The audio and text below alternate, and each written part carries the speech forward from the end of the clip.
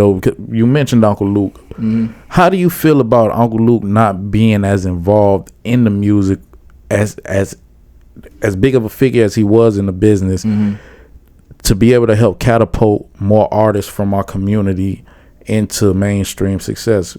Right. It seems like he's been super hands off with the music and focused more on the sports and stuff like that. Yeah. Well, let me tell you something, man. Being in the game as long as I have, not just as an artist, but as a CEO of my own label and dealing with artists, I kind of understand, to be honest with you, because you can get burnt out from this game, man. You know what I'm saying? Now, Luke, absolutely, he could have been the biggest in the game right now if he would have, kept going forward. But I think what happened is he wanted to put Miami on so bad, but Miami wasn't like the work ethic. The work ethic wasn't there. Miami wasn't up to the standard to take it there. You feel me?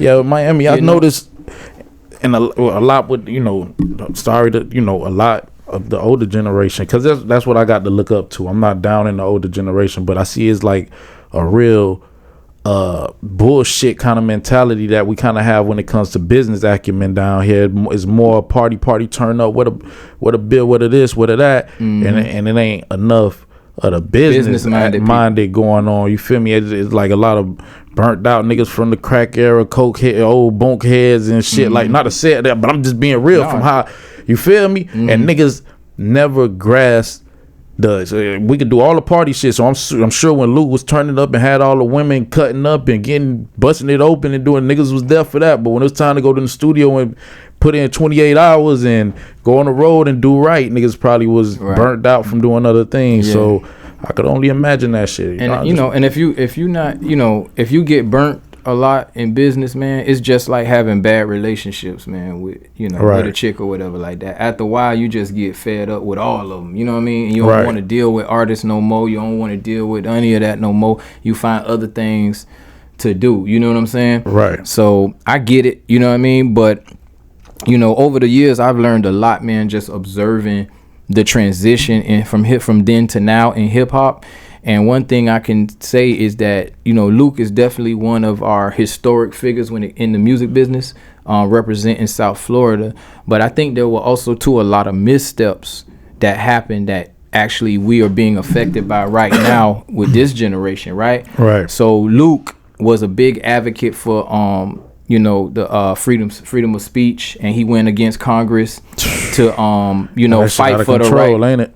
Yeah, to fight for the fight for the freedom of speech and all of that. And that's how, if a lot of people don't even know, that's how the parental advisory stickers came to be on the CDs. Right. And on the albums. Luke, that's because of Luke. Right. And now everybody using that all over the world, right?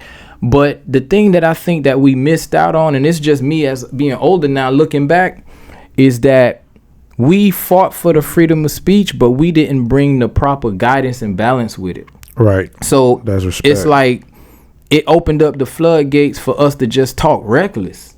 Because when you're talking about Second Amendment, right, you're talking about the right to say what you want to say when it comes to the government. That's what that was implemented for, you know what I'm saying? So that if the government do something we don't like, we have the right to voice our opinion about it, right?